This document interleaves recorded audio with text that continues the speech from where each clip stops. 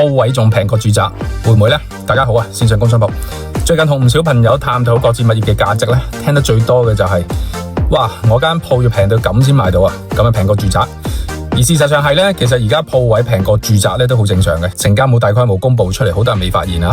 但係喺今年民生區成交個案入邊咧，喺多個區域咧都出現過尺價先係3000零蚊嘅商鋪成交啊，分別咧就喺海灣氹仔花園、塔石附近嘅豐順堂區、渡船街等等咧，我哋都係有錄得到3000幾蚊尺嘅成交嘅。咁澳門二手樓平均成交價大概係5到7千蚊尺居多啦，所以尺價基本上平過6000蚊嘅鋪咧，都可以算係平過澳門住宅中位數嘅。而家大家見到好多吉鋪嘅區域咧，基本上可能佢就係喺呢個水平或者以下嘅，所以鋪位必定貴過住宅嘅時代咧，已經係過去咗噶啦。唔好諗住鋪位一定要貴啲啊，市場嚟緊會越嚟越兩極化嘅。咁邊啲鋪位會平過住宅，邊啲唔會呢？其實用肉眼大家都睇得到嘅。今集同大家簡單探討總結一下，作參考。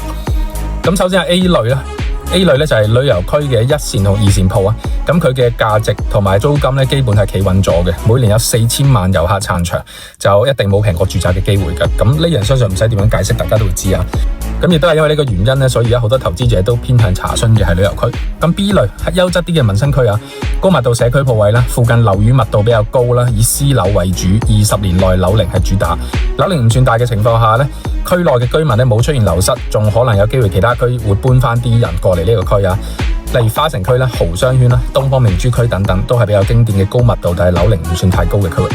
喺呢啲區咧，大部分家族嘅成員買樓咧，可能都會選擇買翻係同區嘅嚇，即係話下一代都喺度消費，鋪運咧仲有得行嘅。所以咧呢度咧，無論大圍經濟點樣跌嘅話咧，做翻基本民生都會有一定嘅生意，都冇乜機會平過住宅價嘅。而 C 類咧就開始有啲下行嘅區啊，即係老化嘅高密度社區，即係早期可能係公屋啊，或者後期或者係公屋後期變咗私樓嘅嗰啲區域啦。咁佢嘅密度都有翻咁上下，而樓齡咧平均已經超過30年噶啦，即係話而家都仲可以，但係下一代買樓未必買同區舊樓啊，係叫做現階段有一定嘅人口，但係未來流失咧會多過新進駐嘅。呢啲鋪咧喺近2年咧係跌得比較勁嘅區域嚟嘅，例如筷子基同埋黑沙環嘅老區啦。而家呢啲區咧好多街鋪咧尺價過唔到萬嘅，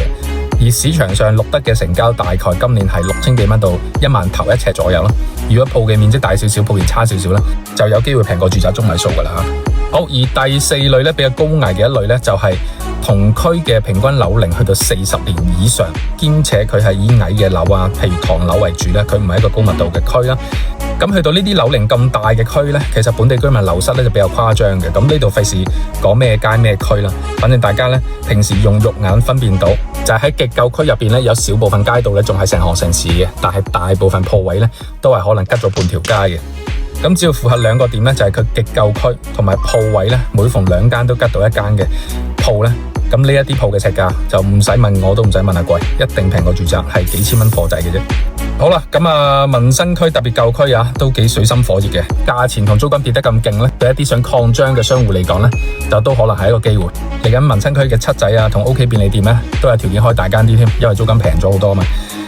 好啦，今集講到呢度，你又點睇後市咧？歡迎留言討論。